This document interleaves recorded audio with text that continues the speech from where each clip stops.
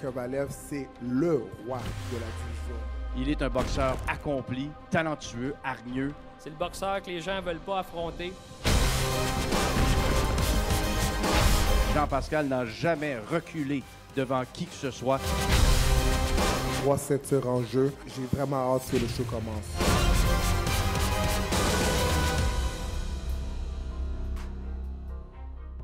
Welcome to Reid Between the Lines, where sports are done different. On this week's Four Downs, we discuss the much-anticipated Pascal Kovalev fight this weekend. With the odds stacks against Jean-Pascal, can he once again flip the bird at Las Vegas and make history this Saturday? We invite you, as always, to join us on our social networks at facebook.com/RBTL Sports, as well as on Twitter at RBTL Sports. We've been chasing this man for our this week's show. You're talking a promoter, an author. You're even the promoter for Mike Tyson when he was in town. Great to see you to talk some boxing, and thanks for taking the time. That part I have to pinch myself. Yeah, tell me about it. We'll talk about that later. Pierre, welcome back. You're an RBTL contributor. Always great to see you. Good to be here. And last but not least, David Hurley, you've been away for a couple of weeks. You got a tan. You're looking good. Yeah. You haven't lost any weight, though. So no, unfortunately. You're good to go. Pascal Kovalev, much anticipated fight. A lot of people are looking at this for multiple reasons. Kovalev obviously has delivered the goods, but Pascal has a great story here. He said he's the Rocky versus Ivan Drago. What do you see happening in this fight? Who do you have as the winner of the fight? Kovalev. Okay. Any reason why? Is it because of the total dominance that he has? I think that at their stage of their career, Kovalev right now is a better fighter. I think the fight that people really want to see is Kovalev versus Stevenson, which would make a great unification title fight. I think it's going to be entertaining. If Pascal can actually fight like he used to a couple of years ago and finish his fight strongly, Right. But I think you're underestimating a little bit of what Jean-Pascal can bring to the table. I mean, he's somebody who's showcased himself as being a go-to guy under the circumstances. You saw it against Frost. You saw it, obviously, throughout his career. He's been able to handle some big fights. And I really like Roy Jones. I really like Roy Jones being in his corner. I love Roy Jones. I think having him in his corner, it's not going to be the make or break. No. But I think it's something that you need to consider in terms of his training. Mark Ramsey, how he's prepared, how he's the underdog. When has Jean-Pascal ever been an underdog of this man? When Jean tried to do some Roy Jones move against Lucien Boutte, he looked foolish. Yeah, but that was his first fight with Roy Jones. That was his first fight. Yeah, with True. Nonetheless, but he doesn't have the punching power that Roy Jones had. I think that if Jean fights the way he can fight, can throw his big bombs, that could surprise Kovalev. He's elusive. He's elusive with his absolutely. style. If he tries to do Roy Jones moves, it's never. I'm sorry. No, I didn't necessarily mean from a technical standpoint. I meant more of a mentor standpoint, being able to help him prepare for the fight. That's what I believe. He needs to be the Jean-Pascal that we know him to be. Use a couple of tricks, set traps, and the key with Jean in this fight, for me, that I believe the most important is to stay unorthodox and to not stay on the ropes. If he tries to buzz Kovalev and he lands, that's going to be a game changer. He better not keep his hands down like he did in the last fight. That's for sure, because he's going to get knocked out. Kovalev's got that power punch. He's got the power jab. Well, Pascal has a really good chin. Yeah, he might have a good chin, but he's going to take quite a beating. He's going to look more like Apollo Creed in Rocky if we're going to go talk about that against first Drago. when he fought Carl Frost in Nottingham. And I swear to you, I rarely, and I've seen some fights, I've rarely seen two guys have that capacity to take a punch. And that's an underrated aspect of his game, that he can take a punch. And when it comes to Kovalev, we haven't really seen him with those big punchers. Right. Yeah, but technically, I have Kovalev winning. Hagler, this reminds me a lot of the fight in 1987 when Hagler fought Leonard. And Hagler was just terrorizing guys with his power. And Sugar Ray Leonard brought something completely different, an unorthodox style of boxing. Are you talking about Jean-Pascal and Sugar Ray Leonard? No, I wasn't making the comparison. Jean, but come on. No, I wasn't making the comparison. What I was trying to say is that it's very similar situations where you have a power puncher, right? Kovalev is known as being a power puncher. The thing is that has he ever faced someone as skilled, as elusive, as creative, as multidimensional Jean-Pascal? Listen, Bernard Hopkins, say what you want to say. He's 49 years old. Bernard Hopkins, or 50 years old, he was never dominated the way he was dominated by Sergei Kovalev. Kovalev's punching power is going to knock out, unfortunately, Jean-Pascal, and it's going to be done within the first 7 rounds. But that Bernard Hopkins that fought Kovalev not too long ago is not the same that fought Pascal. 100% agreed. I agree 100% with you. It's not the same fighter. It's not the same fighter. And when you take a look at the Hopkins that fought Pascal, he knew exactly what Pascal was going to do. Now the difference is in this fight, also the mental game. But remember, Pascal lost those fights. His mental capacity. One was a draw, which he should have lost. lost. But you're talking about Hopkins, one of the greatest fighters of all time. Yeah. And for me, when he fought Kovalev, he was already diminished. And Kovalev hasn't really fought the level of guy that Pascal is in terms of a guy that's relatively young, has good punching power, same age as him, faster than him. Yeah, and that's creative, a key. especially and creative. Yeah. Well, we want to continue on, and we're keeping it creative right here on today's show as we want to talk to you a little bit about soccer. We're taking you out of your element. Stay with us. Four Downs continues right here on Reid Between the Lines. Hey, what up, guys? It's me, JP, J to the P, Jean-Pascal, and right now you're watching Reid Between the Lines. Hi, I'm Anthony Stevenson. You're watching Reid Between the Lines. Boxing's power broker Al Heyman is no stranger to upping the ante with PBC's debut this past week. Will boxing be rewarded or is it destined for the dustbin? We welcome back Alex Choco, Pierre Just, and David Hurley. Great to see you, gentlemen. It was a huge event for boxing. It was the return of boxing on network TV. We know he's going to be here for quite some time. The question is, was it enough to woo the fans? We'll start with you. I don't think so, unfortunately. I think more needs to be done. Are you talking more on a professionalism level or presentation level? I think more in the matchmaking level. And they really and got the unlucky. fighters, yeah, well, lucky, unlucky. I mean, at the end of the day, the fighters have to realize how important this is. Yeah. When a stupid broner goes on in the press conference after and says, I don't fight for the fans because they don't pay my bills, then who does? Right.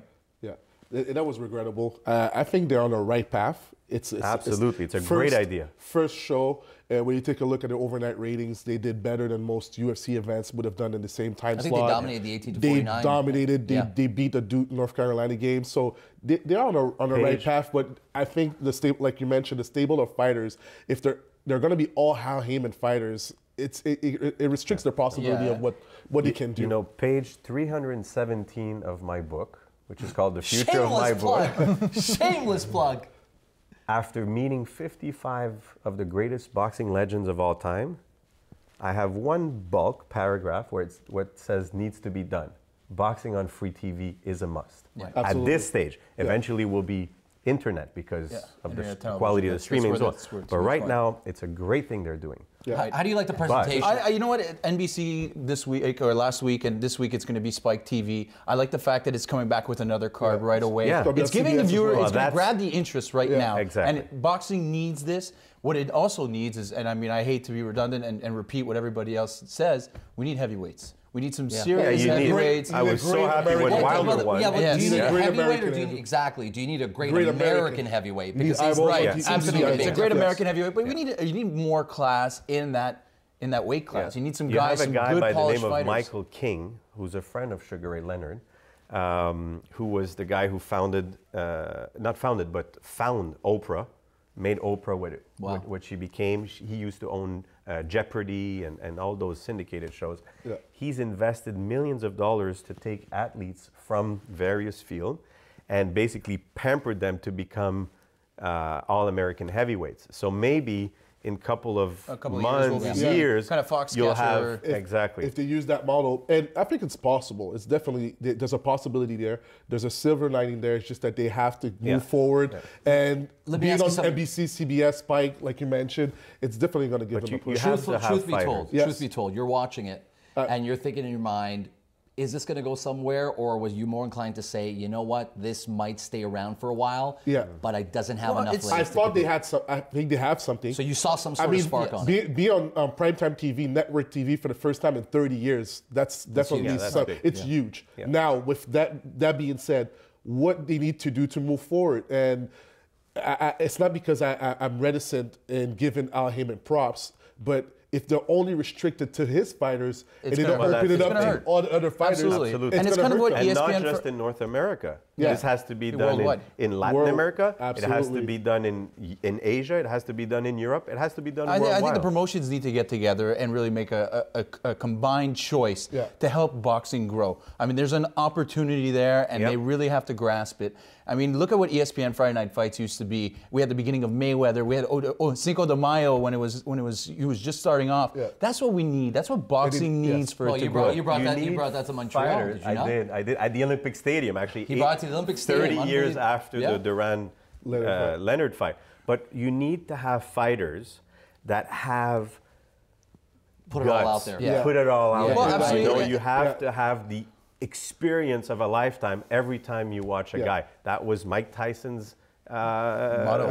It was the entertainment value to his motto. Well, another team that's having the experience of a lifetime is the Montreal Impact, as they're now through the semis. After the break, stay with us. We're going to our Pretender-Contender segment.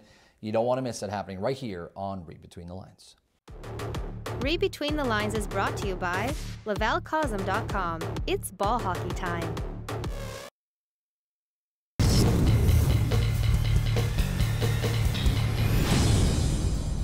The Montreal Impact are on pace to make history, but they will be stranded without their map. On this week's Pretender-Contender, we debate whether they stand a chance without their key midfielder. Welcome back, Alex Choco, David Hurley, Pierre Just. David, just the map is a huge part of the Montreal Impact's success. It's going to hurt them down the stretch. Do you still think that they're a pretender-contender to move on? I think they're still a contender, but he's an integral piece that they're going to be missing. I mean, if you look at a right winger that comes in and really crosses the ball and helps play it to the midfield and the strikers, Justin Mapp is going to be a huge loss. I think that they should look at Blake Smith, a former 8th overall pick for the Montreal Impact, spent last year in Indianapolis on loan. I think he gained a lot of experience, and I think he's going to be able, I think Montreal needs to see his black flip celebrations. This guy has had the magic against Kansas City, and I think he's going to be able to do it against Alajuelense. How much do you think the 1-0 loss to DC United will play on there? You know, it being the first game of the season. The weather, there's definitely some factors in there, but I think the goal, Evan Bush just came out and it was a bad play. I think the Impact got, Camara almost scored at the end. It was a close game, but I think they'll be able to bounce back. It's going to be a big stadium. It's going to be close to 50,000 fans. They're expecting almost 55,000 fans, and I definitely think that they're a contender. I'm curious to see if you think the Montreal Impact as a whole are pretenders or contenders when it comes to the promoting of this event and promoting, you know, how much they've been an integral. Have they done a well job from a promoter standpoint? Absolutely. I mean, hats off to the Saputos and everything they have done. The Marquons l'Histoire hashtag as well. That's a great hashtag. Beautiful. The fans story. are definitely into the team, and it's a breath of fresh air. I mean, we love the Habs. I love the Habs, but to have another team in here that gives the fans something to root for, it's definitely not only interesting. that, keep in mind that besides boxing, soccer is probably the most affordable sport for any kid to join. It is the most played sport in Canada. In terms of enrollment and cost. I just came back from Costa Rica. That's why I have this wonderful tan. And I had the opportunity of seeing the CONCACAF Champions League played down there. And I had just watching how the public was glued to their television sets. I mean, even the stray dogs in the cities were outside the bars looking at the televisions. So if Montreal could get a little bit of that flavor, get something different other than the Montreal Canadiens, bring some sporting history to the city, it's good for everyone. The only thing at some point, and that's not just for Montreal, it's for the whole league in general, is if they could find a way to get bigger names. They will have. They're on their way. Yeah, but the Impact's the last MLS my father team, is French, right? You know, and when you come from France, you have such a special bond with the teams. Yeah. You have your star athletes in the same way like they have in hockey.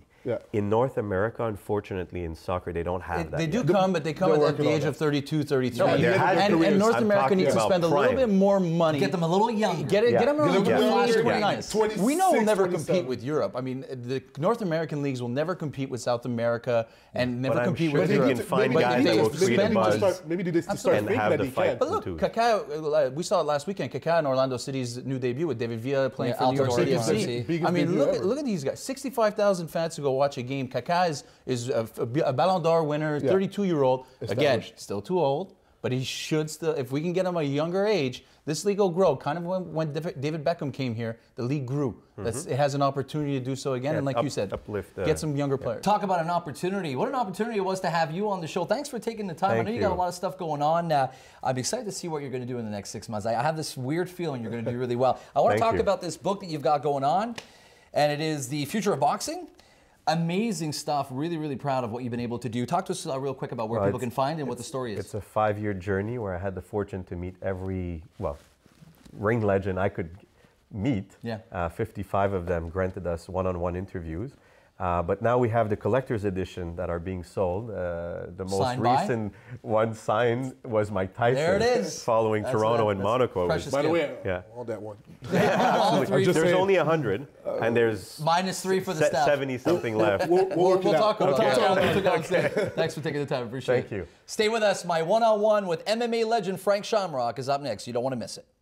Read Between the Lines is brought to you by Diadora. Available at diadora.com. Read Between the Lines is brought to you by Tilmar.ca. Innovative designs in the ceramic industry. Welcome back to Read Between the Lines. All right, so here's the lowdown.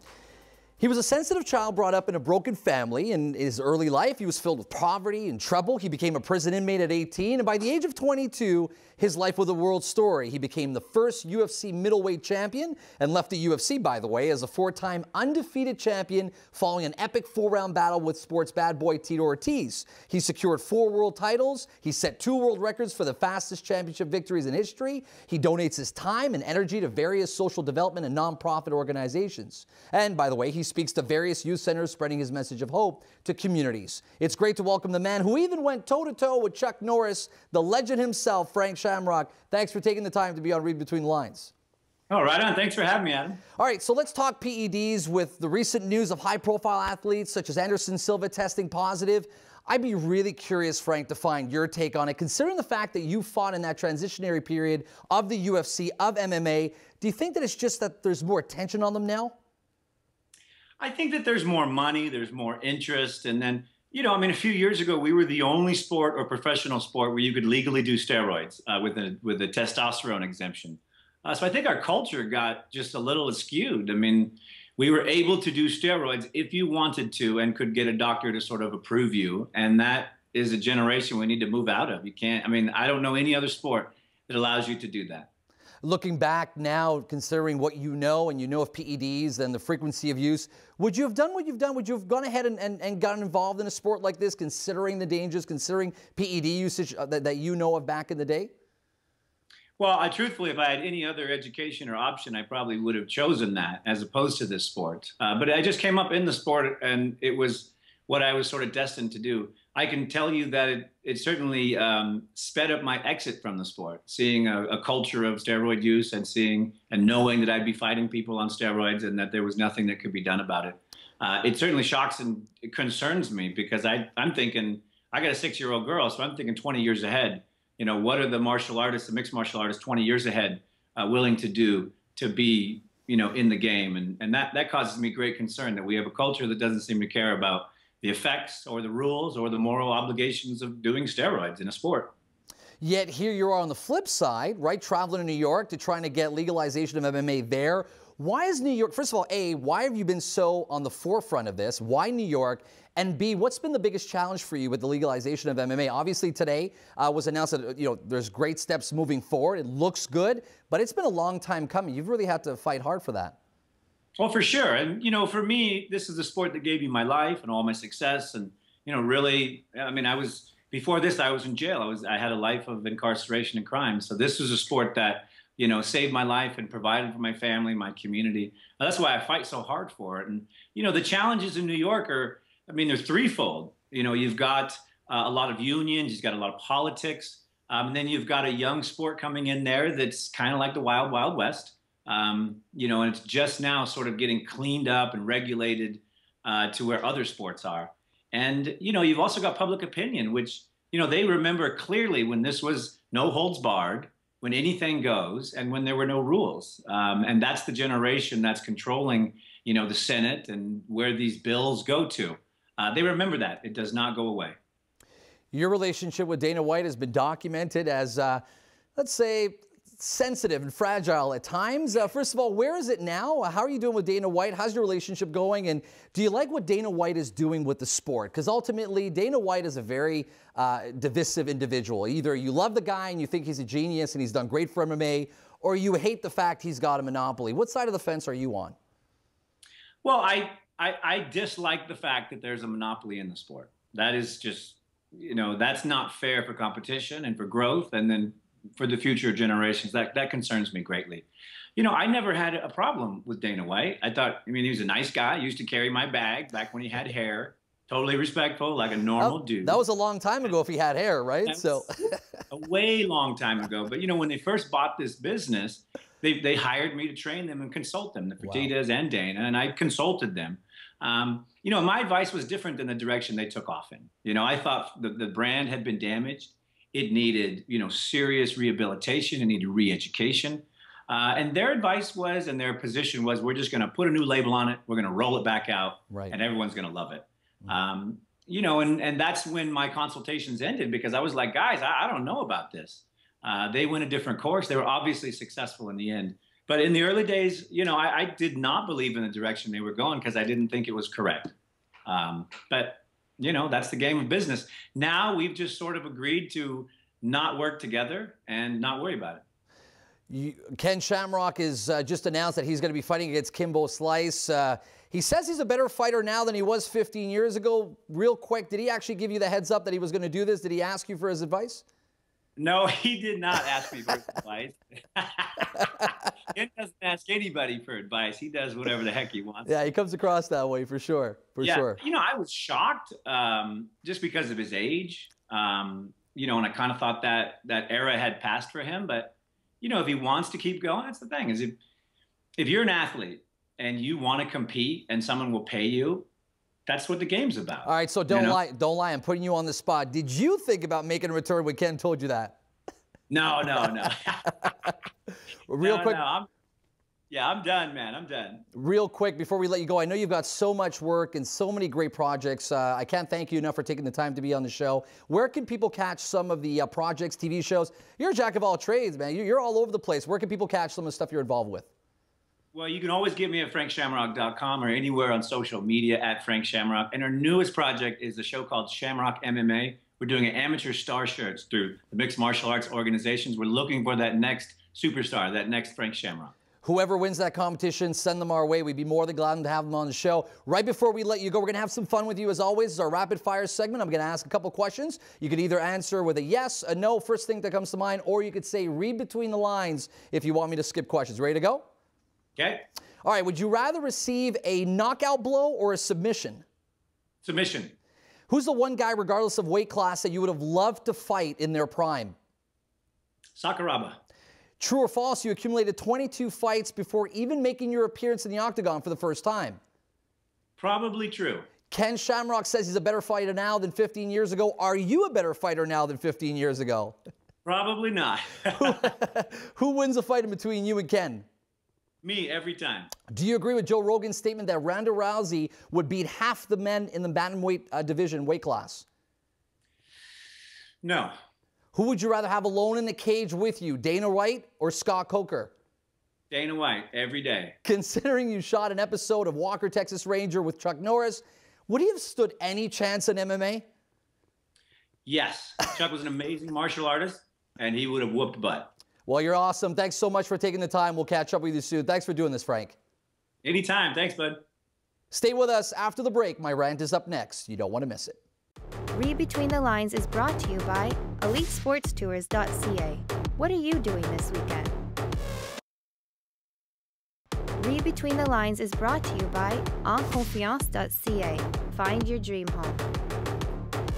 This Saturday marks the opening of NFL free agency. It's a time when owners and GMs pull their purses and checkbooks out as they scour footballs discarded with the hopes of finding a remedy to their woes. Sure, it makes for a great water cooler conversation, and it also keeps hardcore football fans from falling into a deep depression until September rolls around. But read between the lines and you'll see that one thing free agency isn't is a solution to a team's troubles. You see, for all the excitement it might generate on field, the on-field results just don't measure up. If you want a compelling reason why free agency is just overrated, just look at the two stats that really matter: wins and losses. In an NFL.com piece published in 2012, they looked at the 5 teams that spent the most on free agency over the last 5 years. The results? They won only 46% of their games. 46%! Now, does that sound like a winning formula to you? Didn't think so. Oh, but year after year, the teams fall into the spell of free agency quick fix. Most recently, the Saints went on a Kim Kardashian caliber spree last offseason. How about the 2011 Eagles, who free spending had Vince Young touting them as a dream team? That team disappointed more than a blind date. This year, they're flush with over $50 million in cash to spend. The question is, and will always be, will they learn from their mistakes? Teams looking at free agency as a cure-all can expect to come up short almost every time. Looking for a quick fix in free agency is like working out once and expecting to be ripped. It's a pipe dream. So you might ask, Adam, if free agency doesn't work, what does? Easy. Do what the great teams have consistently done year after year, building in-house. That means finding, developing, and keeping players through the draft. In the same study mentioned, teams with the most homegrown talent won 61% of their games. No surprise there. Unlike free agencies, teams can produce, scrutinize, and analyze prospects to ensure they're a great fit, avoiding the knee-jerk impulses that often spells disaster. So Dolphin fans, go ahead and rejoice at landing free agent Big Fish Sue, but let's hope he doesn't turn into the second coming of Albert Hainsworth. If history's a reminder, you'll most likely told you, and remember that I told you to read between the lines. Until next time, I'm Adam Reid. Thanks for being with us.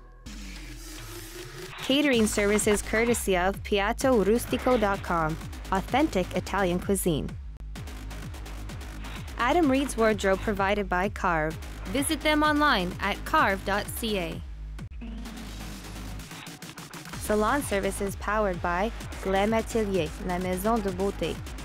Hotel accommodations provided by Hotel 01, located in the heart of the cultural show and entertainment district. Transportation services powered by Ambiance Limousines, Montreal's premier limousine company. Arbonne Essentials supplied by Randy Belfer, available at randybelfer.arbonne.ca.